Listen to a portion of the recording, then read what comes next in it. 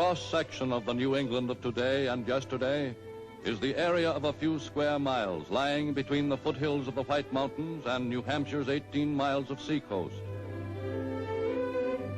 Here in typical New England communities, bearing old English names like Dover and Durham, Stratham and Hampton, Exeter and Portsmouth, are contained all the varied elements which make up New England itself. Seat of Rockingham County is the 300-year-old town of Exeter, population 5,500, and since 1783, the home of famed Phillips Exeter Academy.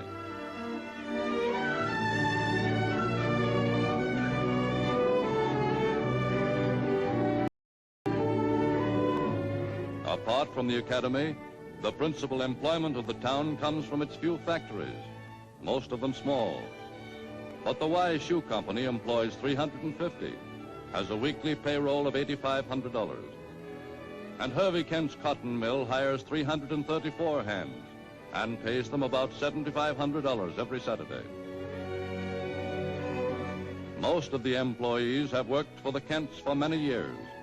They have no union and there has never been any labor trouble. Hervey Kent is considered Exeter's most substantial citizen. He lives in a big remodeled house just outside the town limits, a house which people say cost him more than $50,000. But his widowed mother, Mrs. Adelaide Kent, still lives in the old Victorian house on Front Street, where Hervey was brought up. Mother Kent is over 70 years old, but she seldom misses a town meeting and keeps a close watch on how Exeter's selectmen spend the taxpayers' money. The Exeter Banking Company, deposits $3.5 million, net assets $4 million, is also controlled by the Kents. Hervey is a large stockholder in the town's weekly newspaper, the 110-year-old Exeter Newsletter, circulation 4,000. It was taken over by a group of Exeter men in 1938, after the death of well-loved old John Templeton. For 60 years, its owner and editor. Its publisher today is a smart young newspaperman from Boston, 33-year-old Harry B. Thayer, Jr., who gets a pretty good salary, plus a share of the paper's modest profits. Running the town of Exeter is its board of 3 selectmen. Charlie Russell, 76, retired grocer, Bob Sawyer, 44, manager of the Farm Service Bureau, and John Larry, 49, proprietor of the Higgins Ice Cream Company. Exeter's police force has 3 regular patrolmen and 3 special officers, besides the chief. The lockup, with 3 cells and a pen, can accommodate up to 18. But in Exeter's 300 years, there have been few major crimes.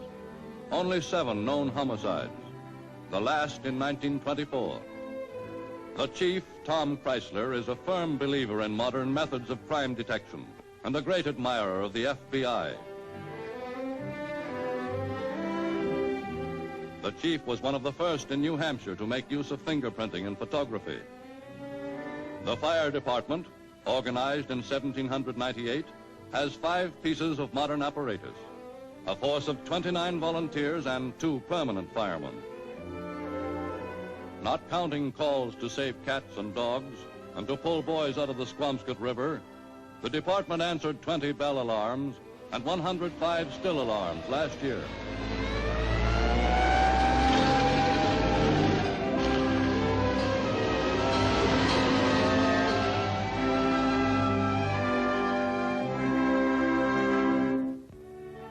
Pride of Exonians is their 80-bed modern hospital, which generous townspeople have endowed with close to $2 million. Exeter people are great readers. Of the 1,000-odd families in the town, at least 800 have cards and regularly take out books from the public library. Miss Goodwin, the librarian, has a long waiting list for the most popular titles. Exeter's young people are better educated than the average. Of those who graduate from the Boys' High School and the Robinson Female Seminary, from 75 to 90% go on to college.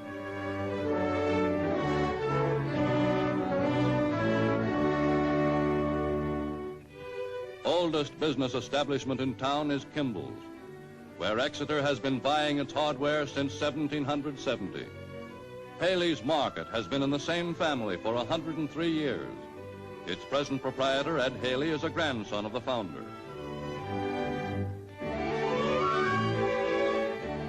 Generations of Exeter boys have hung out in front of Seward's drugstore. Mr. Seward himself has been filling prescriptions for over 50 years. More than any physician in town, he knows all the ailments of Exeter's families. Gordon, you tell your father not to take this all at once, like he did before.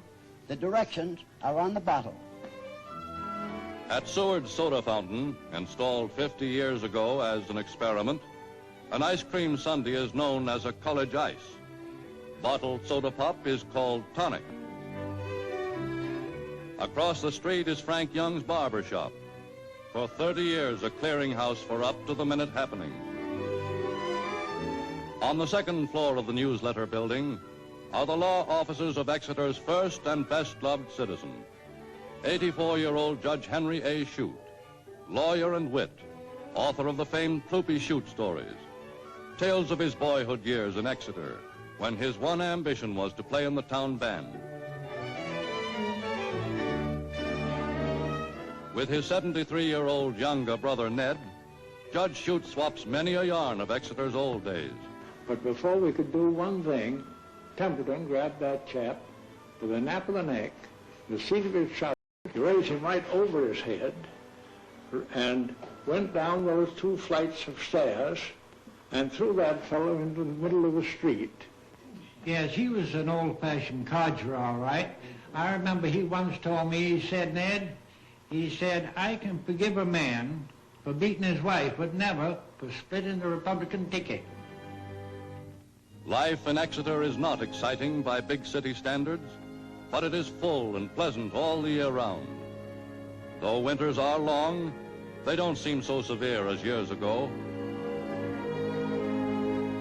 In the town, there are half a dozen fraternal organizations with a big membership, and hardly a week passes without some sort of a social. Jingle bells, jingle all the way. Oh, what fun it is to ride in a one-horse open sleigh. Jingle bells, jingle all the way. Oh, what fun it is to ride in a one-horse open sleigh. Not many people in town can afford to go south, but there are hundreds who wouldn't miss a winter in Exeter, even if they could afford it. For early in March comes town meeting, the most important. First, to choose by ballot and plurality vote a town clerk. Second, to choose by ballot and plurality vote 1 select man for 3 years. Winter or summer, time passes as quickly in Exeter as anywhere else. From the earliest days of the movies, there has been a picture theater in town. Townspeople go fairly regularly, and Fred Markey, the manager, knows everyone's likes and dislikes. Across the Squamscott River on J.D. Hill is the Country Club. Annual dues, $20. Nearby is the Sportsman's Club, oldest trap shooting club in the U.S.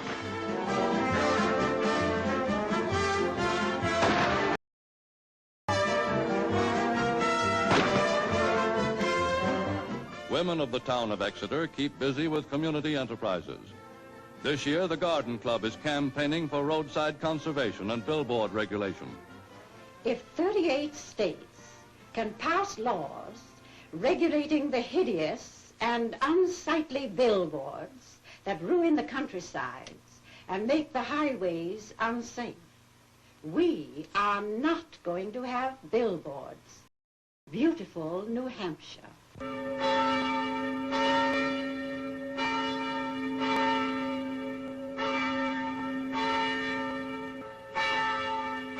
Ever since Exeter was founded, a large part of the community life has centered around its churches. Largest and oldest of the town's 7 parishes is the First Congregational, whose meeting house dates from 1798. Its 33-year-old preacher is the Reverend Paul Martin, who was called to Exeter 5 years ago from Wareham, Massachusetts. Sundays in Exeter mean not only church for the grown-ups, but Sunday school for the children. At least once a month, there is a church supper somewhere in town. For 35 cents, ticket holders can feast on the best New England home cooking.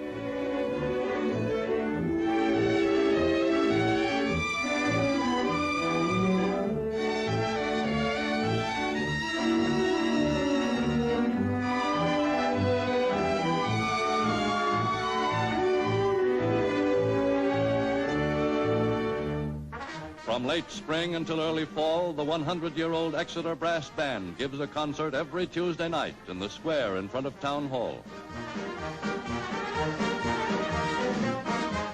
And for 60 years, the Exeter boy who was Ploopy Shoot, with true Yankee perseverance, has been annually re-fulfilling his youthful ambition to play in the town band.